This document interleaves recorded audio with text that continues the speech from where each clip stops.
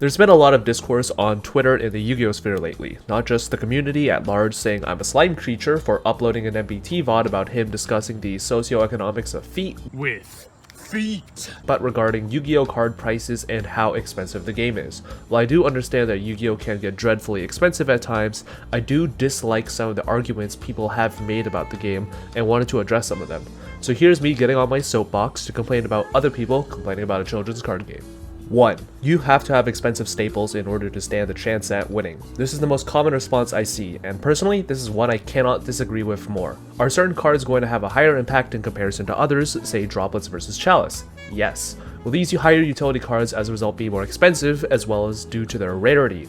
Yes. Does it always make them necessarily better, and having them in your deck will win you the match? Not exactly. When you go into yugioh scope and plug in the statistical data of certain cards compared to their budget options in regards to high rarity staples, you'll see that statistically, the win percentages differ not that much, maybe only by a margin of 10% at the absolute most. Even if it was at that 10%, you now have to ask yourself, do I really want to invest $300 to $400 into a set of cards that will statistically win me 10% more of games, or do I want to pay rent, which is an answer that varies for most of us. Still, most players are realistically going to be completely fine at the local and regional level playing Chalice or Dark Ruler over Droplets. 2. High rarity decks and engines mean that I can't get into the game competitively. In regards to decks, yes, certain decks are designed to be both good and high rarity. Yes, engines can become extremely expensive and become outdated in just a couple of months. However, even if an entire format is made up of these high rarity decks, there have always been 10 other cheap options that players can pick up within any given format and do well with. Decks like Salamangreat, True Draco, Eldritch, Invoked, and many more are all reasonably priced. Decks that range from about 100 on the extreme low end to 300 on that very high end and are capable at performing at the highest level even. Pack ended up getting top 4 at a PPG with a budget of like $25 a week. However, many players will still complain about getting priced out of the game. Why is that? Well, cause people don't want to play with those decks. Beggars can't be choosers, I guess. 3.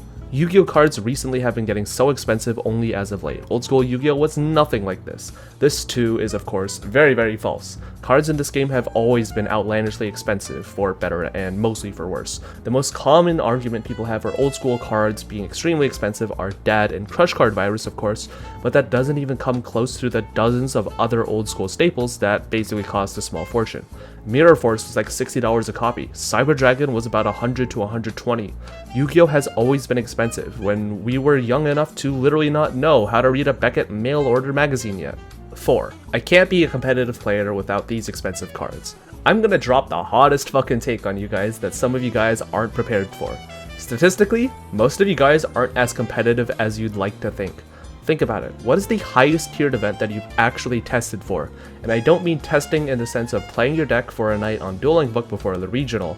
I mean genuinely sitting down to test, labbing out the math on main and side deck ratios, hand trap interruptions on every single possible hand permutation and combo line.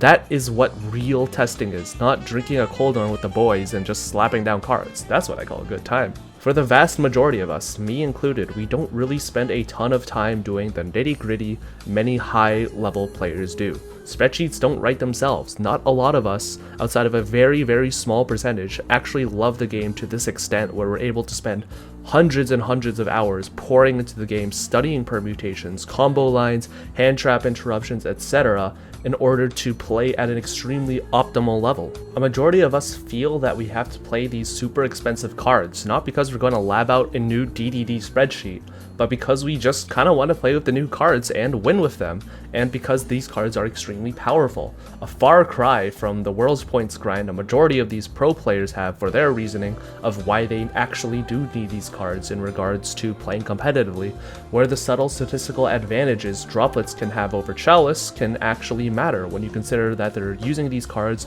throughout dozens of regionals and YCSs.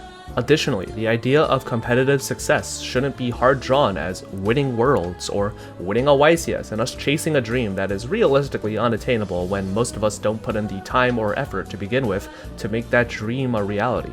For most of us, consistently topping locals, getting a regional win, or just understanding multiple decks inside and out is a perfectly acceptable and attainable goal, and these are goals that can be very easily achieved without having to drop hundreds of dollars within this game that a lot of people do think you have to do in order to see any success in general. Do you know what will actually improve your deck's win rate outside of buying a set of droplets? Do you know what will actually help you win locals outside of playing the Brave engine? It's called technical play, learning matchups, and understanding game sense. However, when I start seeing takes that someone would be a tier 0 YCS winning player if only they had droplets in their Ghost Trick deck, that shit makes my blood boil. I want to make it very clear that I do not like Konami, for obvious reasons, nor the predatory practices that they engage in. I'm a player who is fortunate enough to have access and resources to these expensive cards and decks. And even then, I'm literally selling out of the game for now because I don't want to drop $800 on a Brave Synchro engine, because that's just fucking ridiculous. But I do also want to draw a line in the sand when it comes to people complaining about these sort of issues when it's built on faulty reasoning and personal biases. You can play on a budget with the decks and cards that are financially within your grasp, which for the vast majority of us who aren't even playing at the high level tournaments is realistically enough for any local/regionals meta. Either adjust your lifestyle and budget to accommodate for these cards, or accept that Yu-Gi-Oh! Is a game that is too expensive for you, and you can move on instead of cluttering my fucking timeline with the same take over and over again. Thanks for watching.